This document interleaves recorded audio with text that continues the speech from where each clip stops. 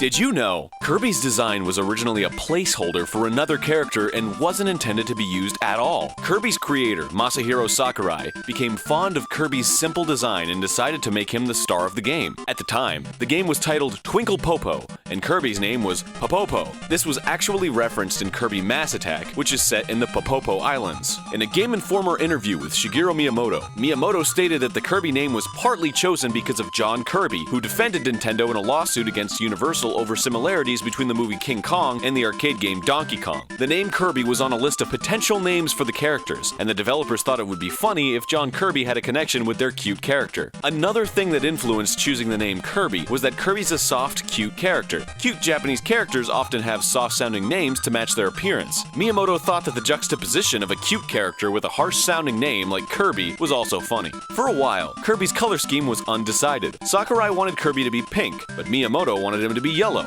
Ultimately, Nintendo decided Kirby should be pink. Miyamoto's yellow Kirby was used as the default color for Player 2 whenever there's multiple player-controlled Kirbys on screen. Before Kirby's final color scheme was chosen, Nintendo of America localized Kirby's Dreamland. They were confused as to whether Kirby was pink or yellow and didn't know how to represent him on the box art. They decided to play it safe and make Kirby white like he appears in the game. And speaking of box art, several Kirby games had their covers changed in the West. The Japanese versions all show Kirby smiling or neutral, but the North American box arts all show Kirby angry. It's thought these changes were made to compensate for cultural differences between Japan and North America.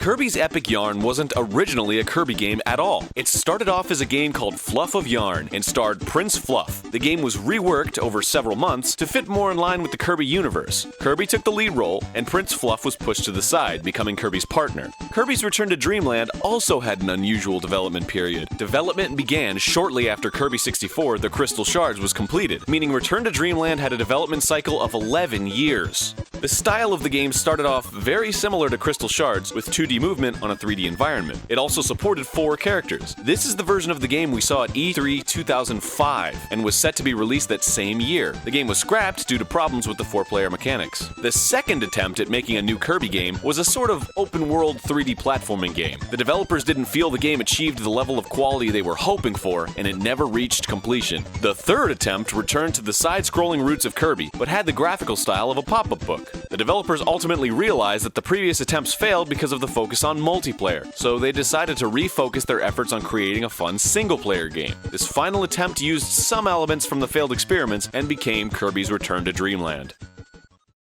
In Kirby's Return to Dreamland, if you take the first letter from the title of every level in the game besides the final level, Another Dimension, they will spell out the word crowned. The game's final boss wears a crown, and a theme called Crowned plays during the final boss battle in the game's extra mode. The French version of the game also has a hidden word, where the first letter of each of the levels spells parfait, which means perfect in French. Kirby's Dream Collection also has a hidden word. In the game's challenge mode, the levels are named Happiness Hall, Apricot Atrium, and Last Land. Taking the first letter from each level spells out HAL, a self-referential nod from the game's developers, HAL Laboratory. In Kirby Canvas Curse, the first letter from the title of each level, besides the game's final level, spells out Rainbow. Something similar occurs in Kirby's Adventure, where the levels spell out VibG Yor. When read backwards, it says Roy G. Biv, which is an acronym for remembering the colors of the rainbow.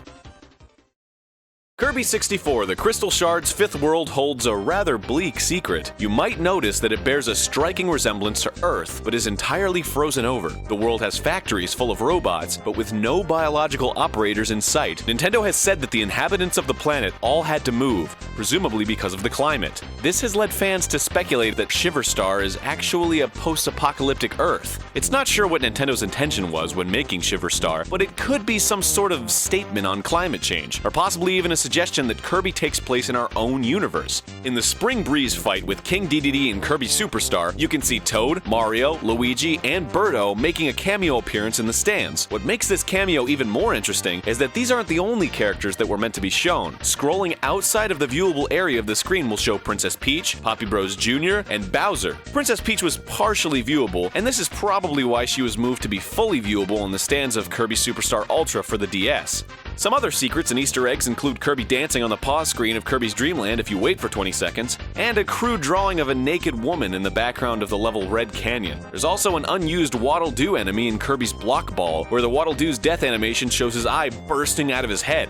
Kirby's creator Masahiro Sakurai also provided the voice of King Dedede in Kirby 64 and Super Smash Bros. Brawl. Hey, that's all for today, but don't forget to subscribe to us on YouTube and follow us on Facebook and Twitter. Make sure you also check out DidYouKnowGaming.com, where we post gaming trivia every single day. If you like this video, check out our other videos. And don't you know it, I'm gonna plug Game Grumps. You should go watch us play video games, it's funny. We played a lot of Kirby games. Oh, and they're good.